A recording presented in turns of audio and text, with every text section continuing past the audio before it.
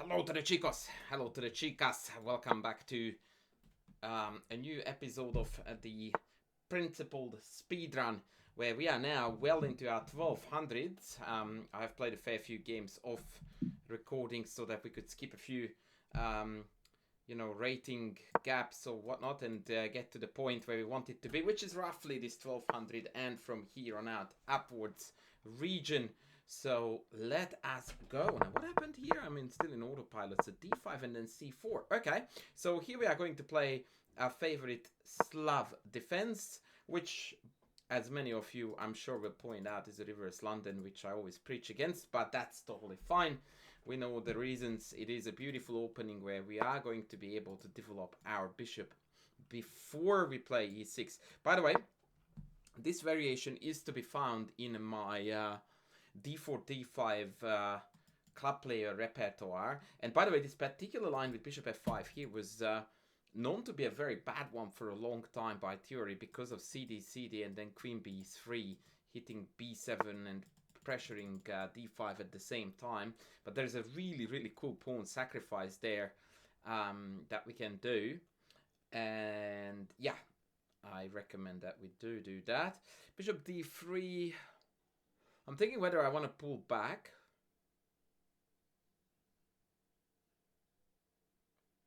Or whether I should take. But I will pull back just to keep the tension for the time being. Maybe objectively bishop takes d3 is better, followed by e6.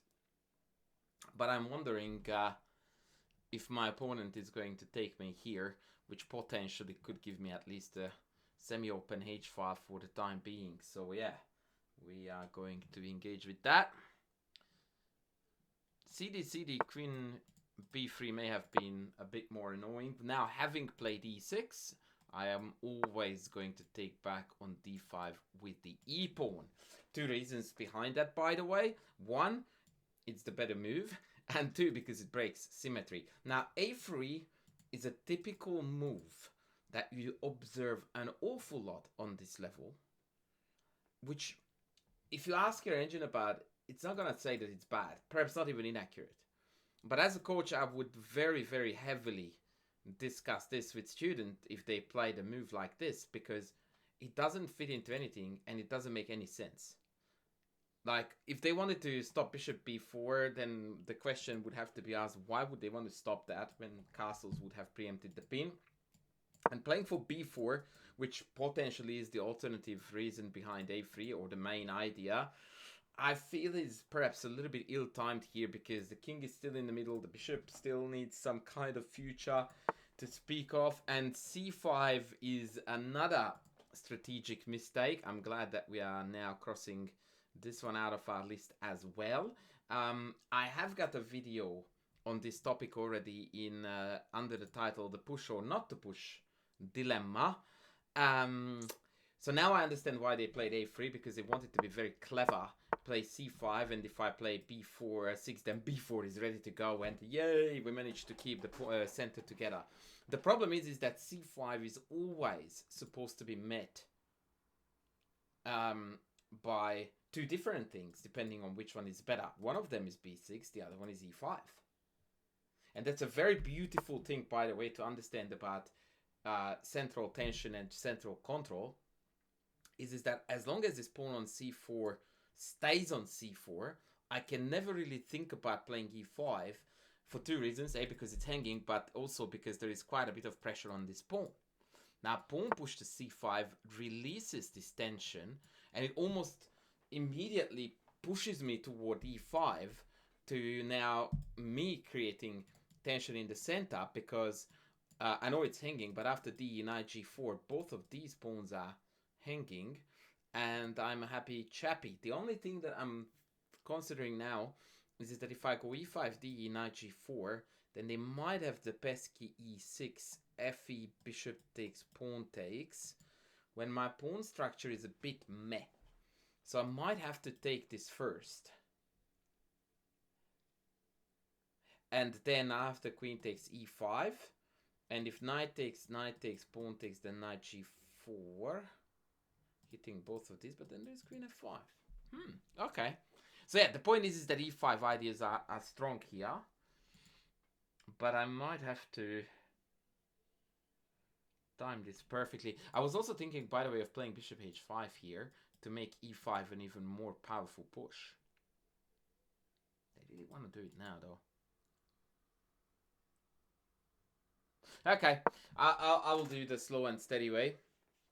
Bishop h5, and now e5 is definitely a pending threat that I don't think white has a way to prevent at all.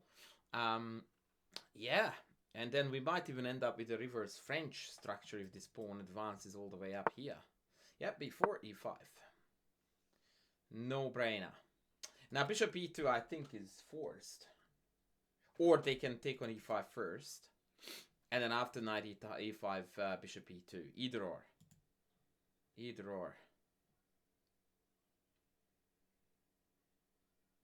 But note how I'm definitely contesting the center very, very powerfully and energetically at the first given opportunity. Now after takes I can... Oh... e4, hello, game over. Yeah.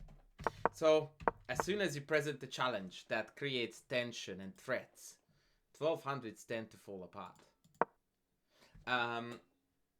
Not all of them, and it's not a generic rule, but yeah, it is very interesting that when the game sharpens up, people tend to err immediately. So I don't know if after DE here, whether I would have played knight e5, bishop e2, I suppose I would have. And then maybe bishop takes f3, bishop takes f3, and then this bishop is a bit funky. Maybe just g6, bishop g7. But now it's game... Ooh, I nearly played this. Calling it game over. And then I realized that if I were to take it, then there's knight e5. See, you always have to be careful. Always be careful. Always assume that something is afoot. Even when you are 100% convinced that you are winning, which I am, right? As soon as I hovered over, I'm like, oh, actually, hold on a tick. I'm not in a hurry. I can think. Queen takes knight e5 would have been a shocking mistake, after which at least white wouldn't lose a piece. Because if bishop d1, knight takes d7, and if I take d7, they take d1. If I move the bishop, they take f6. So we take with the knight. And that now ensures that we're going to win a piece on the pin, and thus we're going to win the game too. Now, I would like to check if this e5 idea was playable without bishop h5 after the game. I almost said, please remind me, when I realized that I'm not on stream, so it's not very likely that you guys will remind me, but yeah. So now after pawn takes, I have queen f6 hitting f3, which is not protected. Sorry, not defensible. It is protected, but it cannot be protected twice. So maybe they will play g4, bishop back, and then take with the queen. Which would be a quite mature idea because... And again, I really don't mean it to sound the bad way, but 1200s tend to, you know, be automatically taking back on anything that hangs. So kudos to my opponent for playing g4. That was a good observation there. And now I am very, very keen on throwing this in. But first we're going to control the center, friends. Because I want to play also knight e4. I wanted to deny e4. So, yeah, this is the thematic move. And then after this, I can go h5, g5, knight e4. Very annoying. Or I can just... Okay, well, if you're forcing me, sir, to go where I want to go, I shall do so. Yeah, it always puzzles me when I see a move like g5. Like, mate, I just went to f6. Like... In order to play here g5, you would have to be 100% convinced that the best thing I have is going back. Because otherwise you are running a very serious risk that you are forcing me to do what I wanted to do. Hello? Like, who does that? Way too fast, by the way, too. Oh, by the way, chessable. Chessable and center. These are the two keywords for today because we are kind of in the middle of... Black Friday, and when I release this video, my chessable courses will still be on sale. So please do yourself a favor, check them out, and become a student of mine via chessable means if you aren't one yet. Please, I opted to take this pawn with the knight for no particular reason other than the fact that I wasn't thinking. I wanted to score a tempo, I suppose, but it's irrelevant. Yeah, I know why I did it. Because if the queen abandons this diagonal, which it has, then I have bishop h5 to deny queenside castling. Now, it's debatable how much of an accomplishment it is, but since after bishop h5, by the way, deja vu much? I have been going back and forth. Knight f3 is an additional threat. And with that in mind, I think bishop h5 was a good move.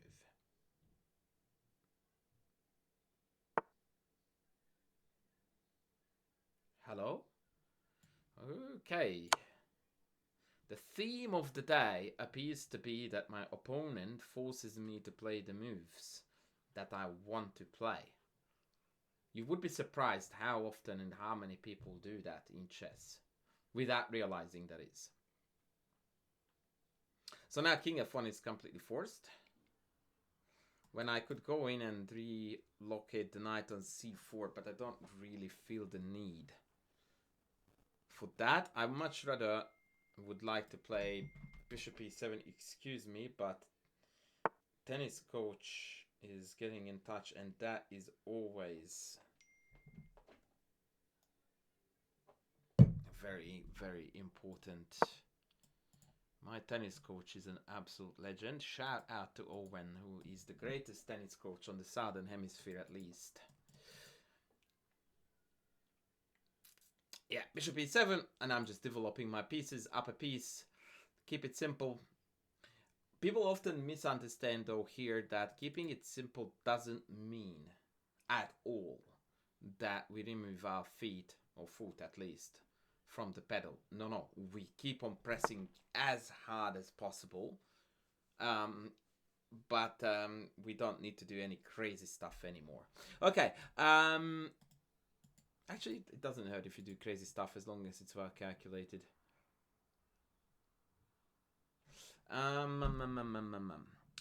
Alright, so this mini man wants to take me here, so I feel like we have to do this. Okay, let's go in with the choke. It feels like a bit of a wayward knight, but it's fine. Horsey on c4 is golden. In fact, I have a very dirty idea here. If the bishop drops back to c1, which I suspect it will do, I can play a5. And after a5, b5, I might go a4. Well, the b6 is possible then. It's an interesting idea. Also, following the same concept, I may play here b6. It's really clever, actually, because then if I take, then queen a5 becomes an incredibly obnoxious spin. Whereas, if after they take back this way, then this becomes a very, very potent diagonal. Let's go. Let's go, friends. b6.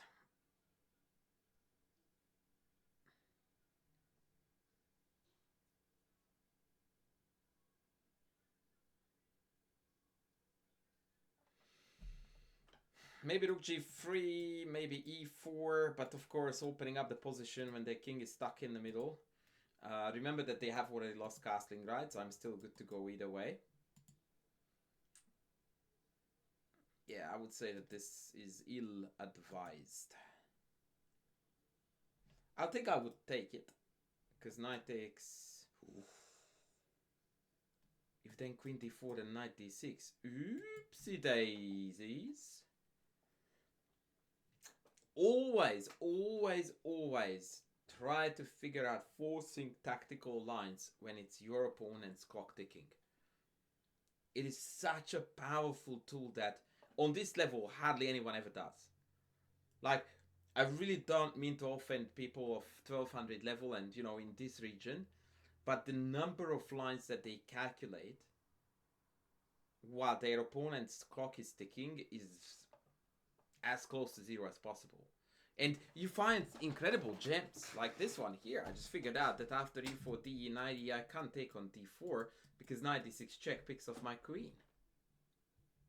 And so now I need to find a new move against e4, d, knight e4, which the suspect is going to be castles. And then I'm threatening to take on d4 because knight f6 check I can take with the queen or the bishop, either or. Then again, after e4, by the way, no one said that I can't take on c5 first, which I think is preferable.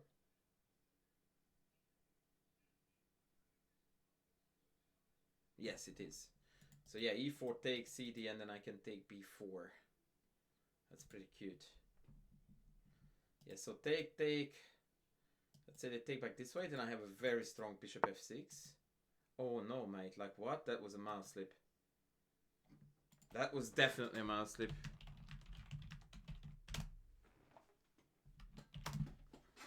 I'm asking him if he wanted rook g3.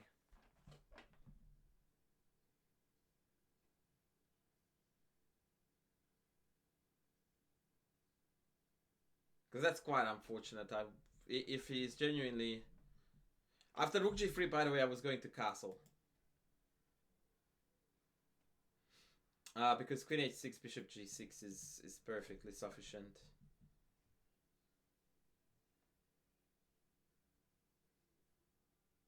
Well, he's not responding to my question, so...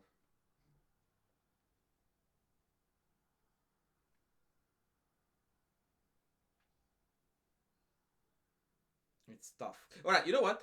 Yeah, but I feel like yeah. Now, I will have to take this. I wanted to demonstrate a couple of ideas by, you know, letting it on, leaving it on. Now, I will demonstrate one idea. I will... Yeah, I'll take this. I tell you why I'm doing this, because I want to model to you what I intended to do with this whole b6 push, which might have looked weird to some.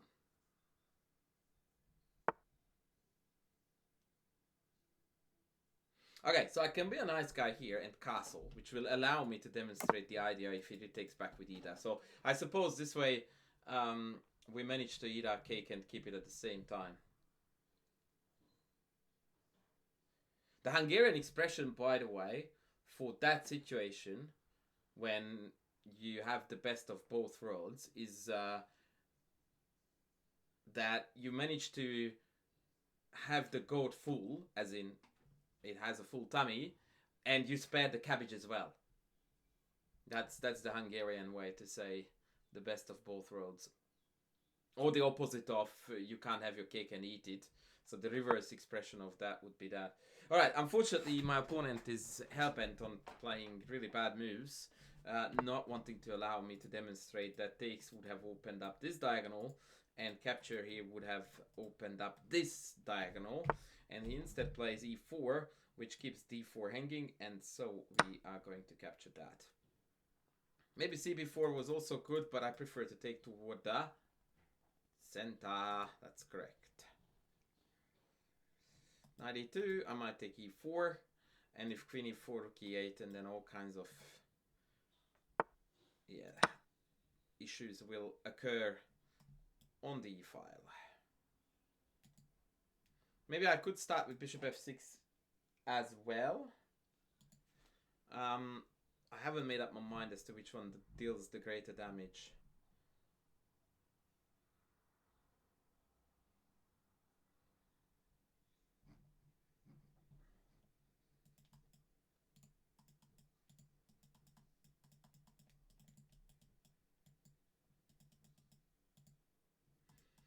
Maybe they might be quite level.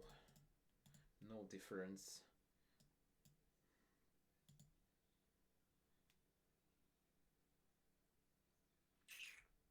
Yep, alright.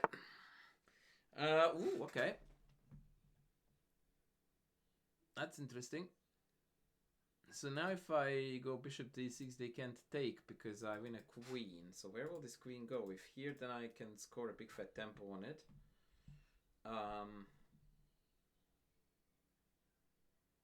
So there is that. I could go to f3. But somehow I'm... You probably guys know this, but I really enjoy playing moves with tempi. So, or tempo in this case. So we'll see where this queen is headed.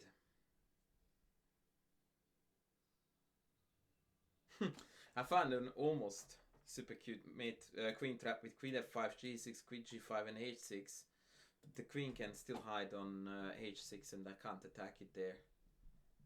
That's a bit annoying. Would have been a lovely queen trap. So as it is, we are just going to kick it again. Now queen g5 is the only legal move. Or queen g4. And actually after queen g5 I'm gonna play f6, forcing the queen to a g4, and then I'm going to play f5. Because no trade queens, friend. And the reason for that is because this king is really, really vulnerable. If I took this guy here, I would need to play at least 20 more moves of chess. I am hoping to finish it off in far less than that. So let's go.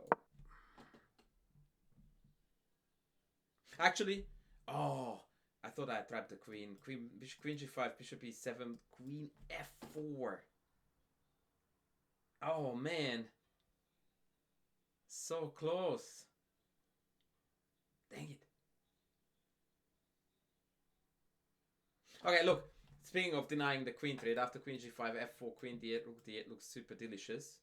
Although knight e2 attacks... Oh no, it doesn't attack f4, so I can just go d3. Yeah, that's actually... That is rough.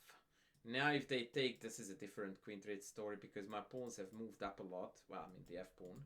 But that means that these guys are rolling in unstoppably. Yeah, it's unfortunate that bishop e7 didn't win the queen because of queen f4. Yeah, I don't think I could have trapped the queen here.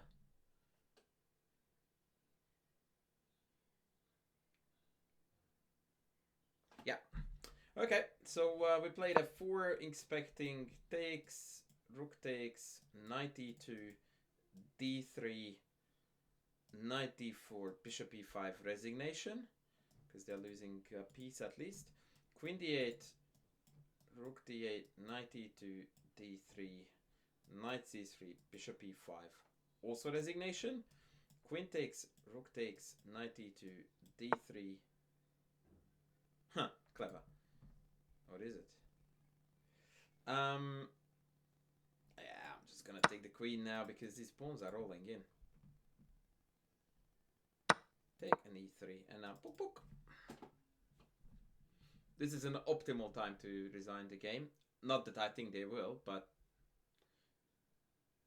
yeah, it's good times. It's good times to resign.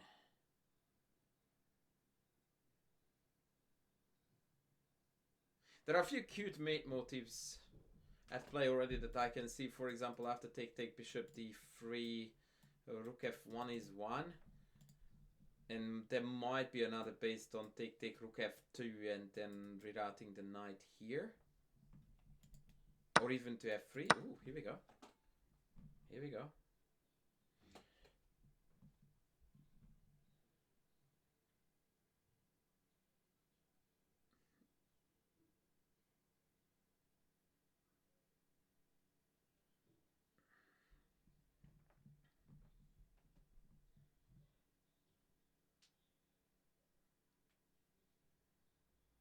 Once I play d3, I might even have bishop takes, bishop g3 check, yes, king d1, and then rook f1 mate. And of course d3, bishop e3 loses a piece because take, or take e3 and then take h5. So yeah, this is another very good time to resign the game. And it's not happening again. So now we're going to pin this, bring the other boss in. And yeah, now this is going to cut deep. Matutski. Incoming.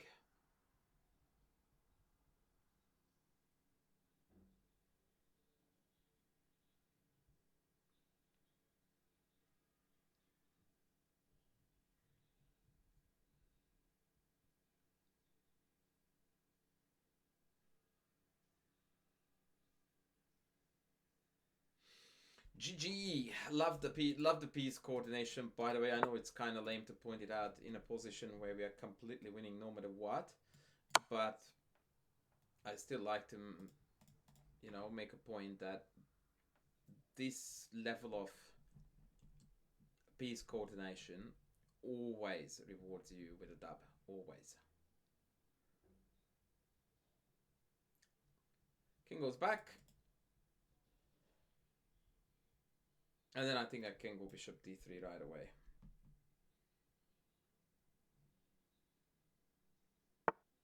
Yep. Now the threat is taken, mate.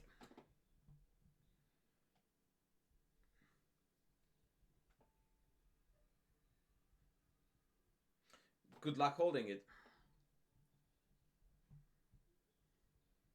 I reckon this guy will play to mate. Until mate, which is totally fine.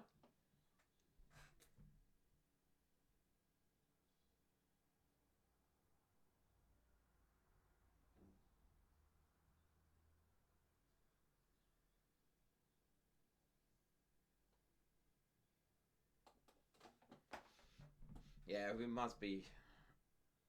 Like, I reckon that this is only fours, mate. So yeah, there's not a lot to say. I'm very curious to see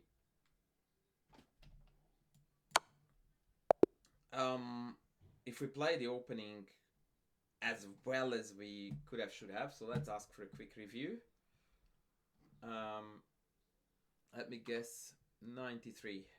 Oh, 92-1. Check it out. Okay, let's have a look. Yep. Okay, so takes is better. I knew that. Yep.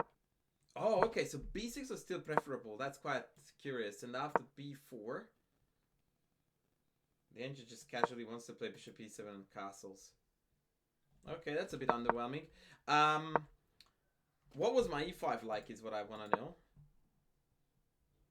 Oh yeah, it's still better for black. Wow. So the reason why I didn't do it was because of takes, and if knight g4 then e6. This was the move that I disliked. And my engine tells me that there was nothing to worry about here. It's still fine for black. Feels a bit wonky, but I suppose e5 is coming. However, what I completely forgot about, I really tunnel visioned on knight g4 here. Knight e4, folks. Because you are meant to put your pieces in the center. And now white simply has no way to defend c5. Because b4 drops the knight. And if you take on e4, it's a fork. If you take with the bishop, then now all three of these are hanging. It's already -1 and now 1.2 at least. Yeah. I regret that I didn't play this because that was the top thematic choice here to play. Yeah, bishop h5 was meh. b4, e5, and bishop f5 was a blunder. So yeah, bishop e2 was the engine's favorite move. So de, knight here, bishop e2, bishop takes, yeah, confirmed, bishop f3, and then g6 was my plan. Wow. With bishop g7 castles, and we have a very comfortable position. Once again, pushing these pawns forward to contribute it none whatsoever to white's position. Note that the bishop is a struggler, can't come out this way, and bishop b2 always walks into knight c4. Yeah, and unfortunately here after e4, we are now absolutely winning the game. Tuck. What else did I want to check? I forgot. Was bishop h5 best? Ish. Knight e6. Come on, we don't go backwards. Oh, b6 was also second best behind castles. That's cool by me. b6 is a better move than taking the rook. Okay. I was being dead generous. Wow. Yeah, and from here on out, it's Carnage City. Yep. Queen d7. Guilty. Dang it, I forgot about this. Yeah, that was a rookie error. I was talking about not to trade queens, and then I didn't find the most obvious move. Hitting the rook with a tempo, and then pook. That, yeah, comes in with brutal power. To be fair though, queen d7 is -7.1, and f6 is -7. So, if that was the greatest mistake of my chess life, I think I'm still good. Yeah, and a very convincing victory, so that was a good lesson. to discuss the c5 push and what should have been done against it. So always remember, folks, that you either want to meet it with b6 or e5. One of them is always great, often both of them. So I'm gonna call it a day. Please don't forget to leave a like. No, this is hard. So please don't forget to smack the like button. Please leave a comment down below. Subscribe if you haven't done so, and I will see you in the next video soon. Cheerio.